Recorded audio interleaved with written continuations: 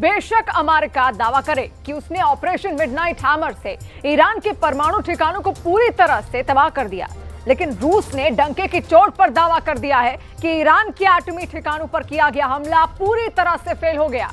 अब ऐसे हालात में ईरान जिस तरह की घातक मिसाइलों से हमले इजरायल पर कर रहा है, उससे एक सर्वनाश युद्ध की शुरुआत कर दी है।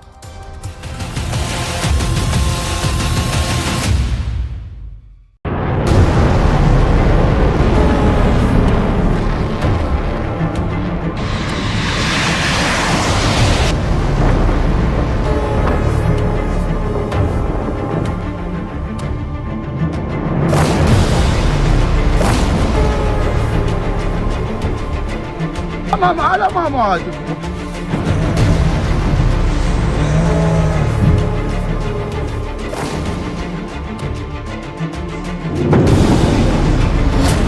अमेरिकी हमला, सर्वनाश शुरू, इजरायल पर भीषण हमले।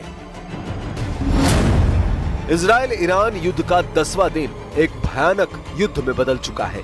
जिस तरह से अमेरिका ने अपने B-2 बम वर्षकों से ईरान के 3 एटमी ठिकानों नतांज, इस्फहान, फोर्दो को तबाह किया है, उसने ईरान को पूरी तरह से बेकाबू कर दिया है। हालात ये है कि अमेरिका ने सुबह 4:30 बजे ईरान पर हमले किए, जिसमें B-2 बम वर्षक से 30 टन बम अकेले ईरान के फोर्दो परमाणु ठिकानों पर बरसाए गए, जबकि 30 टॉम क्रूज मिसाइलों से ईरान के नतांज, इस्फहान परमाणु ठिकानों को अमेरिका ने तबाह कर डाला। लेकिन इन हमलों के 4 घंटे के बाद से जिस तरह से ईरान ने इजरायल पर अंधाधुंध मिसाइल हमले किए हैं, उसने इजरायल को बंकर में घुसने के लिए मजबूर कर दिया।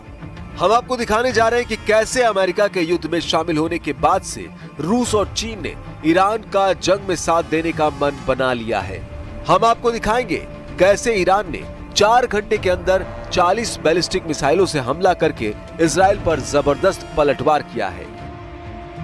आप देख सकते हैं कि जो रेस्क्यू ऑपरेशन की टीमें हैं वो यहाँ पे पहुँच चुकी हैं और ये ऑपरेशन लगातार यहाँ पर चलाया जा रहा है। और यहाँ पर जो मूवमेंट दिख रही है वो एक तो इजरायली डिफेंस फोर्सेस की दिख रही है। आप जिस तरीके से देख सकते हैं जो रेस्क्यू ऑपरेशन के वॉलंटियर्स हैं वो भी कुछ हैं, लेकिन ज़्यादातर यहाँ पर इजरायली डिफेंस फोर्स ही ऑपरेट कर रही है। और काफ़ी मशीन्स यहाँ पे इर्द गिर्द देखने को मिल रही है जिनसे मलबा हटाया जा रहा है। ये देख सकते हैं आप, ये वो मशीन्स हैं बड़ी बड़ी जिनसे यहाँ पे उस जगह का मलबा हटाया जा रहा है जहाँ पे ये मिसाइल हिट कर गया है, जहाँ पे ये मिसाइल गिरा है। और मैं दिखाने की कोशिश करूँगा, यहाँ आप देख सकते हैं किस तरीके की अफरा तफरी है। यहाँ पे अब फायर सर्विसेज की टीम आ गई है। फिलहाल टेल अवीव हो, हाइफा हो या कुछ और एरियाज़ हों, वहाँ पर लगातार अटैक किए जा रहे हैं ईरान की तरफ से। और आयरन डोम को ये मिसाइल जो हैं इवेड कर रहे हैं, यानी इस तरीके के मिसाइल अभी भी ईरान के पास हैं जो आयरन डोम को नाकारा करते हैं या आयरन डोम उसका मुकाबला नहीं कर पाता है। हालांकि बताया जा रहा है कि 40 मिसाइल्स लॉन्च किए गए, 40 में से 7 जो है वो निशाने पे लगे, बाकी मिसाइल्स को इंटरसेप्ट किया गया। तो ये है रियल ग्राउंड जीरो पर इसराइल में सूरत हाल। मरते दम तक जंग करेगा ईरान, खैबर शिकन से हमला। अमेरिका ने ईरान में 3 परमाणु ठिकानों पर हमला किया है। ये ठिकाने फोर्डो, नतांज और इस्फहान है। यह हमला भारतीय समय अनुसार 22 जून सुबह 4:30 बजे हुआ। ट्रंप ने ईरान पर हमले के 3 घंटे बाद देश को संबोधित किया। इस दौरान उन्होंने कहा कि ईरान की अहम न्यूक्लियर साइट्स पूरी तरह से तबाह कर दी गई है। फोर्डो पर बमों की एक पूरी खेप गिरा दी गई है। राष्ट्रपति ट्रंप ने ईरान को धमकी देते हुए कहा कि अब उसे शांति कायम करनी चाहिए। अगर वो ऐसा नहीं करता है तो उस पर और बड़े हमले किए जाएंगे।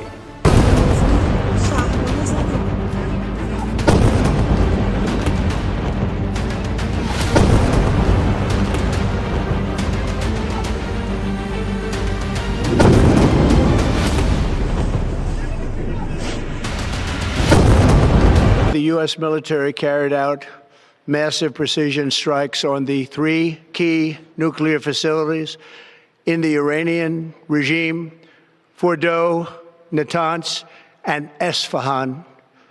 Everybody heard those names for years as they built this horribly destructive enterprise.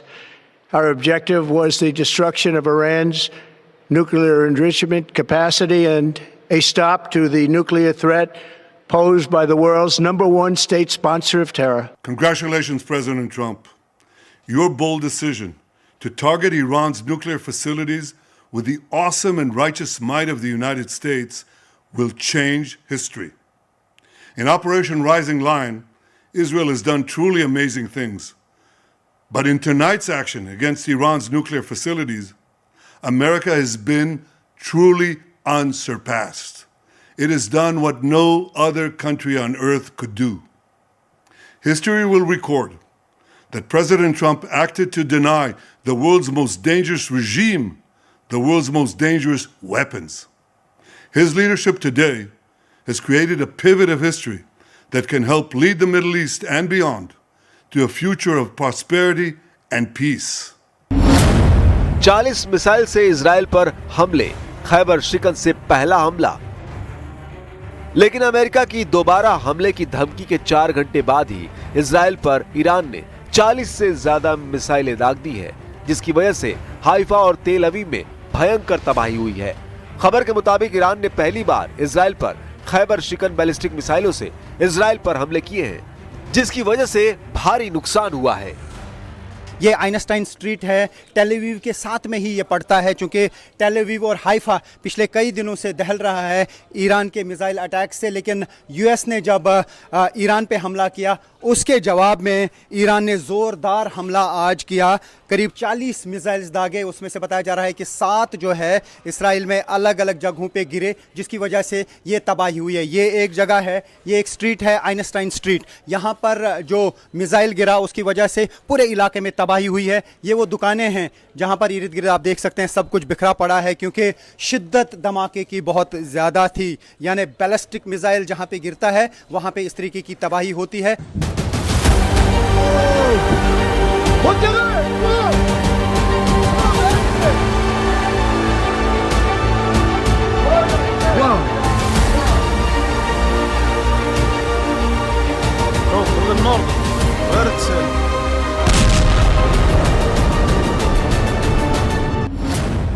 Netanyahu का दावा, जीतेगा इजराइल, ईरान का 20वां हमला शुरू। अमेरिका के हमले के जवाब में ईरान ने इजराइल पर मिसाइलें दागी हैं। इस्लामिक रिवॉल्यूशनरी गार्ड कॉर्प्स यानी IRGC ने कहा कि उन्होंने इजराइल पर सबसे बड़ा अटैक किया है और 14 अहम ठिकानों को निशाना बनाया है। वहीं टाइम्स ऑफ इजराइल के मुताबिक हाइफा और तेल अवीव के मिलिट्री और रिहायशी ठिकानों पर ईरानी मिसाइलें गिरी हैं। इजराइल में अब तक 86 लोगों के घायल होने की जानकारी सामने आई है, जबकि 1 से ज्यादा की मौत की भी खबर आ रही है। खबर यह भी है कि ईरान ने इजराइल के बेन गुरियन एयरपोर्ट पर 2 राउंड में मिसाइल हमले किए हैं। ईरान ने इजराइल पर पहली बार खैबर शिकन मिसाइल दागी। ईरानी मीडिया आउटलेट्स की तरफ से एक वीडियो जारी किया गया है, जिसमें खैबर शिकन मिसाइल को दिखाया गया है। रिपोर्ट्स के मुताबिक ईरानी मिसाइल ने इजराइल में भयानक तबाही मचाई है और दावा किया है कि Israeli air defence system Khyber शिकन को इंटरसेप्ट करने में नाकाम रहा है। ईरान के सरकारी मीडिया ने दावा किया है कि ईरान ने पहली बार अपनी सबसे एडवांस मिसाइल खैबर शिकन को इजराइल पर दागा है।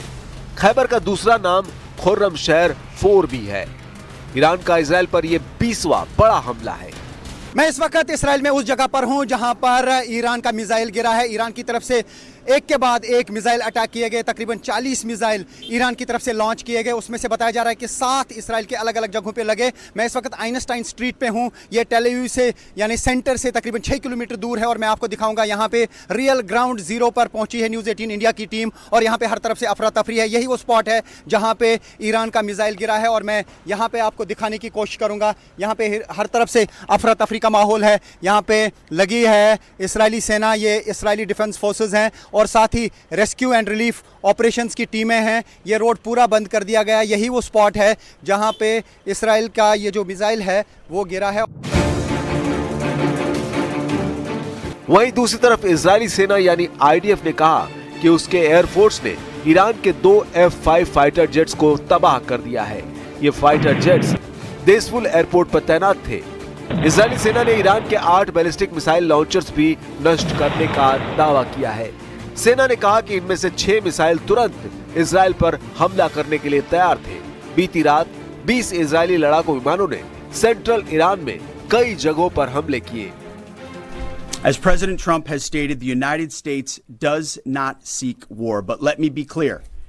We will act swiftly and decisively when our people, our partners, or our interests are threatened. Iran should listen to the President of the United States and know that he means it, every word. इधर अमेरिकी हमले के बाद Iran के समर्थन में Saudi अरब, Oman, Iraq और Qatar उतरने लगे हैं। उन्होंने अमेरिकी हमले की सख्त निंदा की। सभी देशों ने बयान जारी करते हुए ईरान के खिलाफ अमेरिकी हमलों की निंदा की है। खाड़ी में एक बड़ी ताकत और अमेरिका के करीबी सहयोगी सऊदी के विदेश मंत्रालय ने अपने बयान में कहा है कि वॉशिंगटन के हमले ईरानी संप्रभुता का उल्लंघन है। हम इन हमलों की निंदा करते हैं। सऊदी अरब ने ईरान के परमाणु स्थलों पर हमलों के बाद पश्चिम एशिया में बढ़ रहे संघर्ष पर चिंता जताते हुए तनाव कम करने का आह्वान किया है। इस महीने की शुरुआत में अमेरिका और ईरान के बीच परमाणु वार्ता में मध्यस्थता करने वाले ओमान ने भी अपनी प्रतिक्रिया दी है। ओमान ने अमेरिकी हमलों को पूरी तरह अवैध आक्रमण करते हुए निंदा की है। वहीं खबर है कि ईरान के विदेश मंत्री अब्बास अरागची रूस जा रहे हैं, जहां वो राष्ट्रपति पुतिन से मुलाकात करेंगे। अमेरिका ने ईरान के परमाणु ठिकानों पर जिस तरह से ताबड़तोड़ हमले किए हैं, उसके बाद परिस्थितियां गंभीर हो गई हैं। ईरान ने न सिर्फ इजराइल पर मिसाइलों से हमले करके इसकी प्रतिक्रिया दी है, बल्कि अमेरिका को सीधे तौर पर कहा है कि वो किसी भी हमले के बदले सरेंडर नहीं करने वाले हैं। इसी बीच ईरान के समर्थन में भी कुछ देश उतर रहे हैं। 3 मुस्लिम देशों ने पहले अमेरिका के इस हमले की निंदा की और अब रूस ने इस पर तीखी प्रतिक्रिया दी है। रूस की फेडरेशन काउंसिल की अंतर्राष्ट्रीय मामलों की समिति के उपाध्यक्ष आंद्रेई क्लिमोव ने कहा कि अमेरिका की सीधी सैन्य कार्रवाई ने वैश्विक तनाव को एक नई ऊंचाई पर पहुंचा दिया है। अब कई देश परमाणु हथियार और हाइपरसोनिक मिसाइल विकसित करने की दिशा में सोच सकते हैं। रूस के पूर्व राष्ट्रपति दिमित्री मेदवेदेव ने यहां तक दावा कर दिया है कि ईरान पर हुए अमेरिकी हमलों से ईरान के भूमिगत परमाणु ठिकानों को नुकसान नहीं हुआ है। दावा किया जा रहा है कि ईरान ने अमेरिकी हमले से पहले ही फोर्डो न्यूक्लियर फैसिलिटी में मौजूद ज्यादातर यूरेनियम को किसी और जगह पर शिफ्ट कर दिया था। ईरान की मेहर न्यूज एजेंसी ने सूत्रों के हवाले से इसकी जानकारी दी है। ईरान सरकार ने इजराइल के साथ बढ़ते तनाव को देखते हुए ये कदम उठाया। हालांकि स्रोत ने ये नहीं बताया कि यूरेनियम को कहां ले जाया गया है। अमेरिका की ओर से ईरान के परमाणु ठिकानों पर किए गए हमलों की अंतर्राष्ट्रीय आलोचना जारी है। अब चीन ने भी इस पर कड़ी प्रतिक्रिया देते हुए अमेरिका को पिछली रणनीतिक भूलों को दोहराने से सावधान किया है। चीन के सरकारी मीडिया चैनल CGTN की एक विशेष टिप्पणी में कहा गया है कि अमेरिकी कार्रवाई एक खतरनाक मोड़ है जो मध्य पूर्व को और अधिक अस्थिर कर सकता है। हालांकि इजराइल ईरान पर अमेरिकी हमलों से गदगद है। इजराइल के राष्ट्रपति आइजैक हर्जोग ने अमेरिका के ईरान पर किए गए हमलों को ऐतिहासिक बताया है। उन्होंने कहा कि ट्रंप के बयान अमेरिका और इजराइल के बीच गहरे और साहसी रिश्तों को दिखाते हैं। हालांकि हर्जोग ने चेतावनी दी कि अभी लड़ाई खत्म नहीं हुई है, आने वाले दिन और ज्यादा मुश्किल हो सकते हैं। उन्होंने इजराइल के लोगों से अपील की है अधिकारियों के दिशा निर्देशों का पालन करें। वहीं ईरानी विदेश मंत्री अब्बास अरागची ने अमेरिका और यूरोप पर दोहरा रवैया अपनाने का आरोप लगाया है। उन्होंने सोशल मीडिया पर लिखा, पिछले हफ्ते हम अमेरिका के साथ बातचीत कर रहे थे, तभी इजराइल ने हमला कर कूटनीति को खत्म कर दिया। फिर हम यूरोपीय देशों से बात कर रहे थे, फिर अमेरिका ने उस प्रक्रिया को खत्म कर दिया। अरागची ने सवाल उठाया कि सबके बावजूद यूरोप ईरान से कैसे उम्मीद कर सकता है कि वो बातचीत के रास्ते पर लौटे। अरागची ने 2 टूक कहा, जब हमने बातचीत छोड़ी ही नहीं तो वापस कैसे लौटे। उसे खत्म करने की पहल तो हमारी तरफ से कभी नहीं हुई। ईरान के विदेश मंत्री अब्बास अरागची ने कहा कि अमेरिका के हमले के बाद अब डिप्लोमेसी का कोई मतलब नहीं है। अब ऐसे हालात में अंदाजा लगाया जा सकता है कि ये इजराइल और ईरान युद्ध विश्व युद्ध की तरफ तेजी से बढ़ने लगा है।